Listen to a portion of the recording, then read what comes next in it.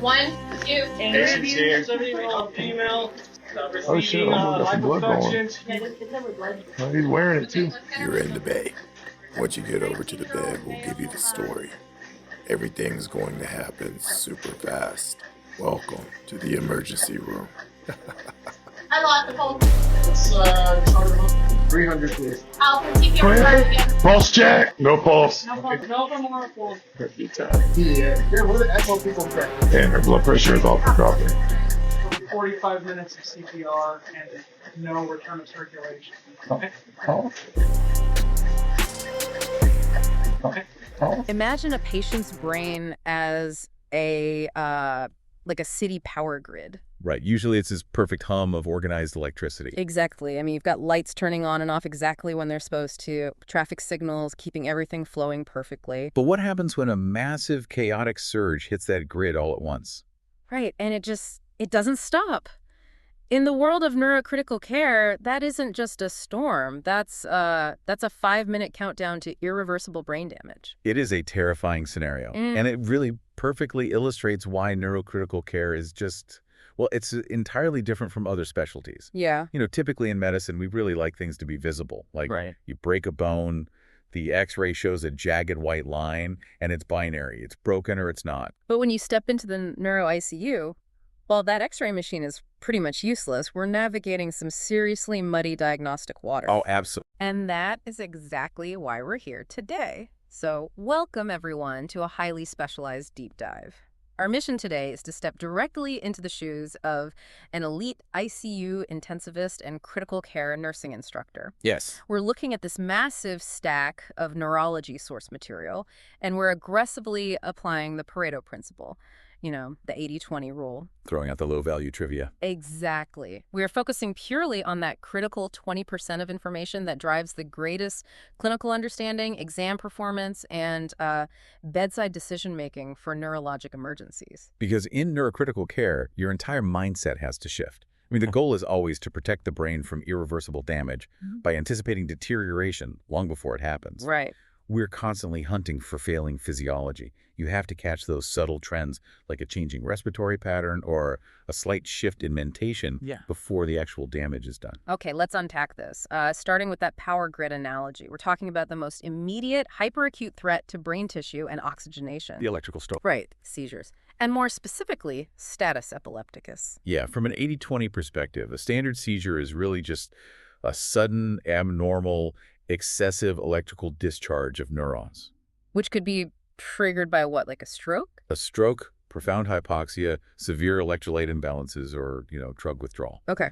But the ultimate ICU threat, the thing that will actively kill the patient, is status epilepticus, or SE. Right. This is continuous seizure activity lasting longer than 5 minutes, or multiple seizures occurring so close together that the patient never regains consciousness in between.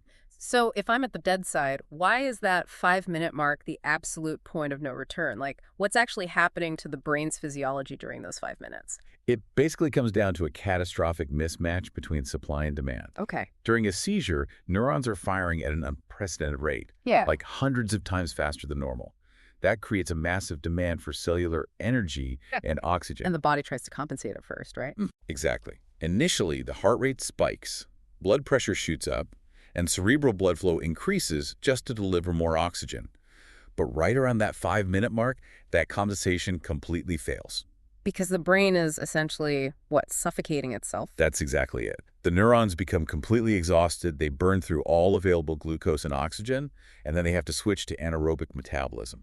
Which produces lactic acid. Right. It floods the brain with lactic acid, leading to profound systemic acidosis, respiratory insufficiency, hypoxemia, and eventually permanent neuronal death. Wow. So if I'm the nurse at the bedside, my immediate fear isn't just that they're shaking, it's that they literally won't have the oxygen to sustain their own brain tissue. Precisely. So my priority has to be the airway, right? Yes.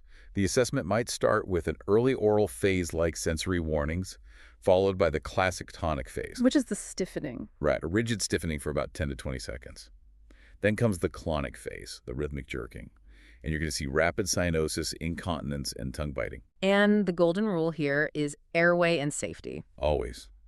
Ensure a patent airway, pad the side rails, loosen any restrictive clothing, But crucially, you never restrain them and you never force an object into their mouth. You'll just cause secondary trauma. Exactly. So what about this exam trap I saw in the notes? The subclinical seizure. Oh, that is a massive ICU pitfall.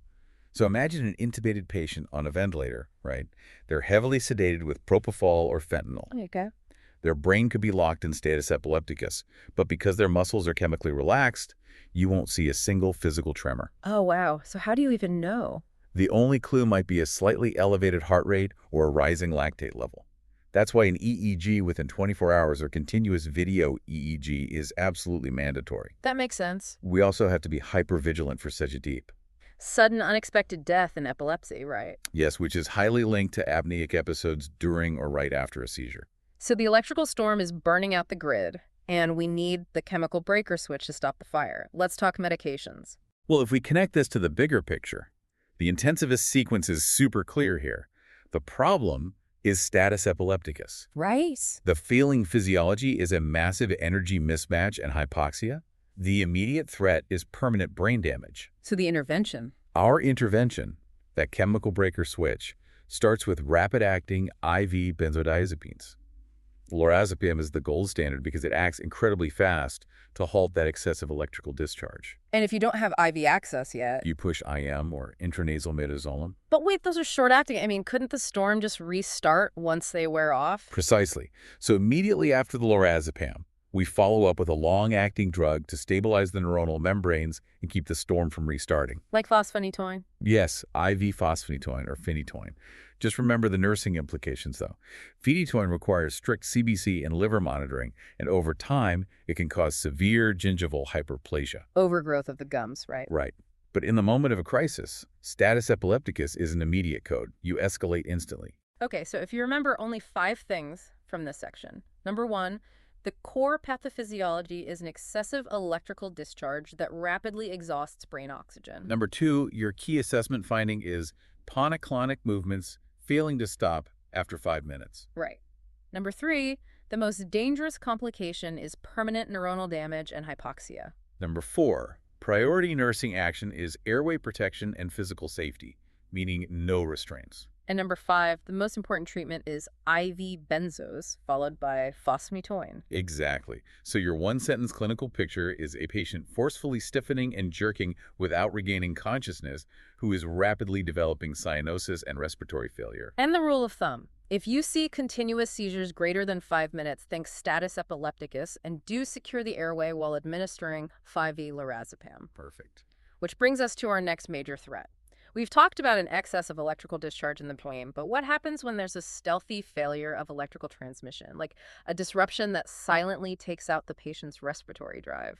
Yeah, so now we're moving from the central nervous system down to the neuromuscular junction. You're talking about myasthenia gravis, or MG. Okay.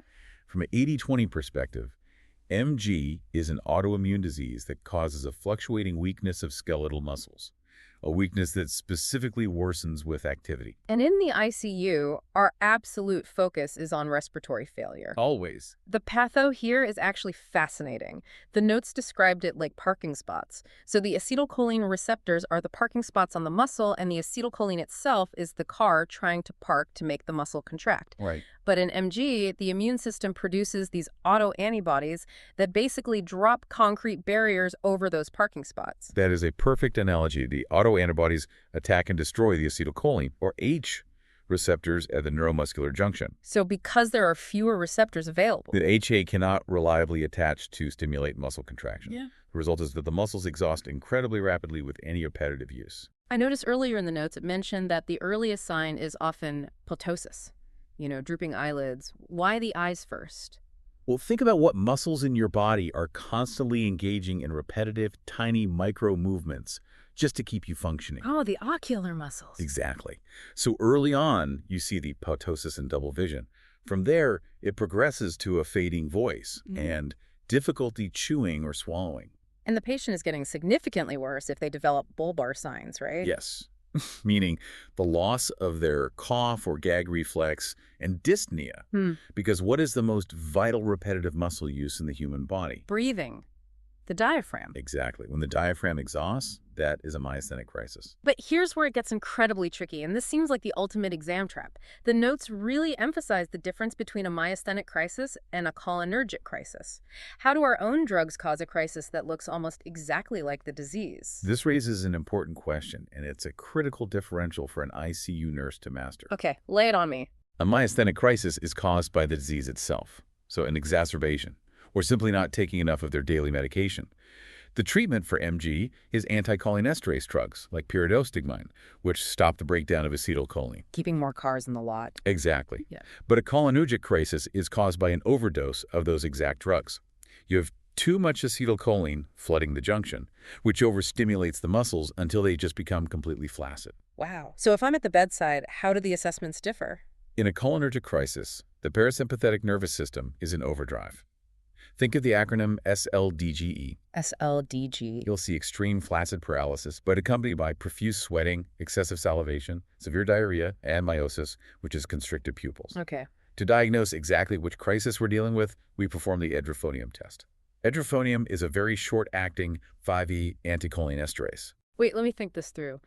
If they're in a cholinergic crisis, meaning they're already overdosing on this type of drug, and we give them edrophonium, won't that make them significantly worse?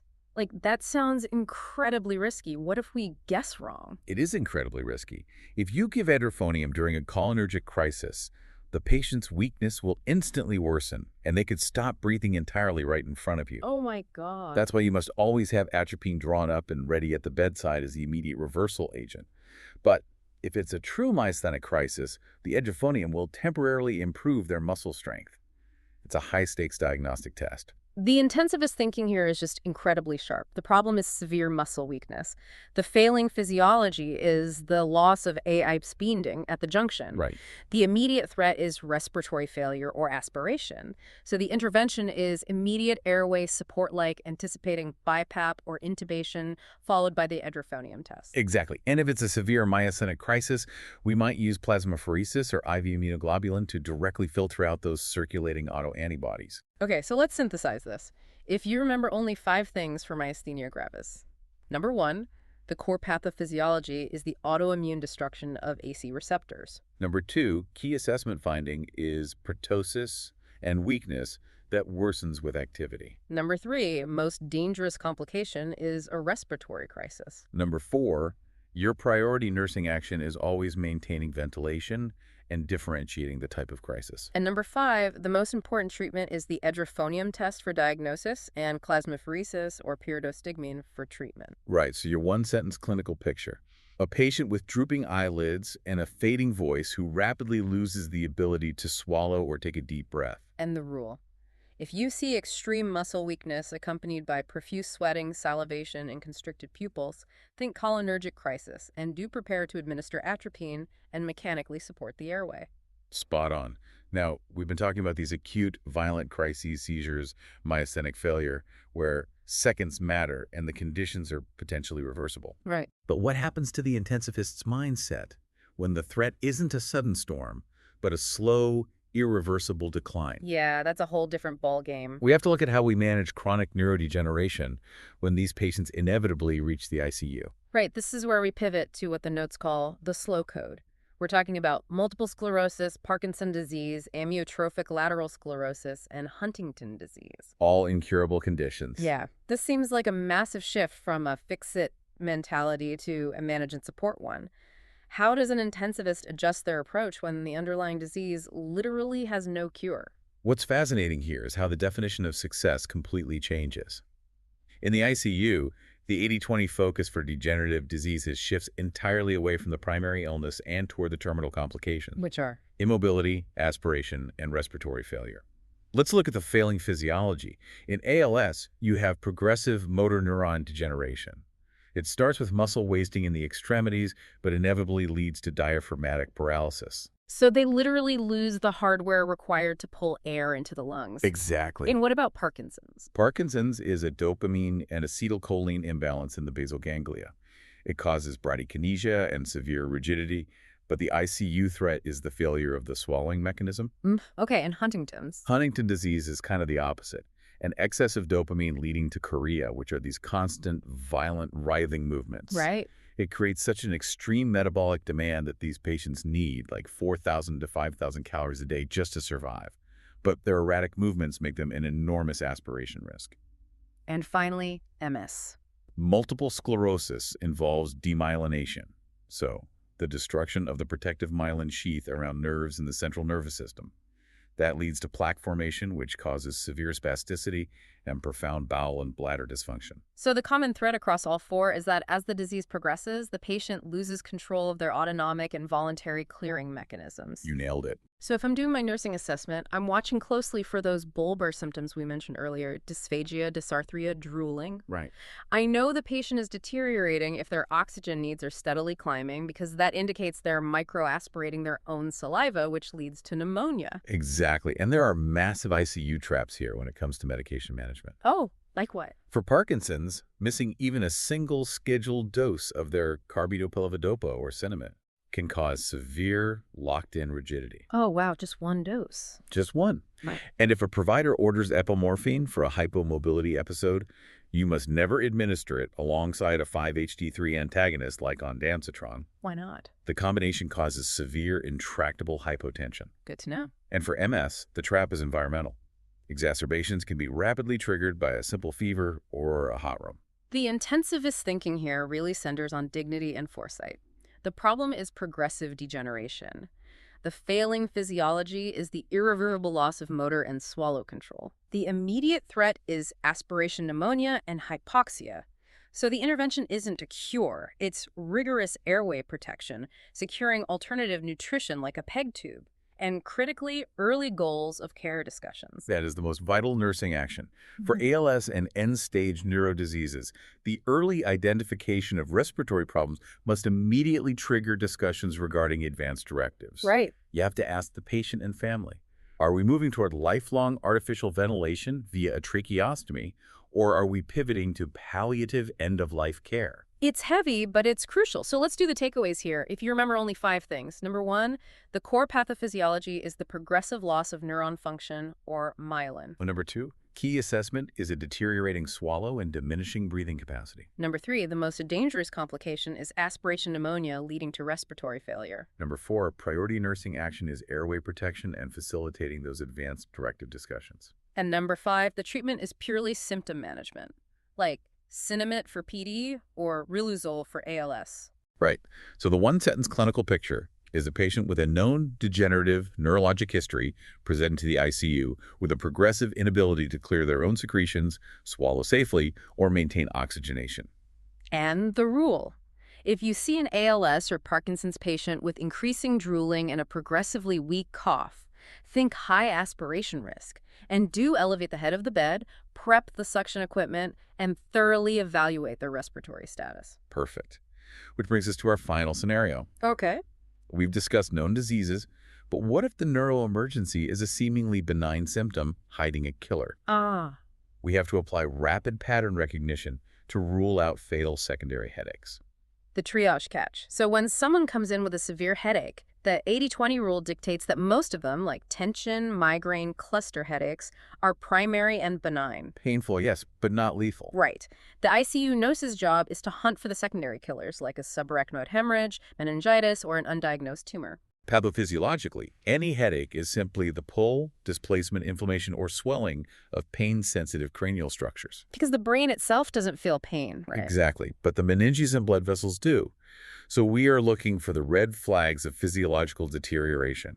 A severe headache accompanied by neutral rigidity, a stiff neck vomiting, confusion, unilateral weakness, double vision, or a decreased level of consciousness. Those require emergent evaluation. So if I see that classic presentation, like a patient screaming that this is the sudden worst headache of their life and they have a stiff neck, I'm not just giving them Tylenol. Definitely not. I'm thinking secondary intracranial event, like a hemorrhage or meningitis, and I am notifying the provider immediately for a stat CT scan and a lumbar puncture. Exactly. You are anticipating brain herniation or overwhelming sepsis if you miss it. But assuming we do rule out the killers, we still have to manage the primary headaches. And there are specific ICU traps there too. Right, let's talk migraines.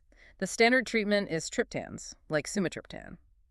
But how do triptans actually work, and why is that dangerous for certain patients?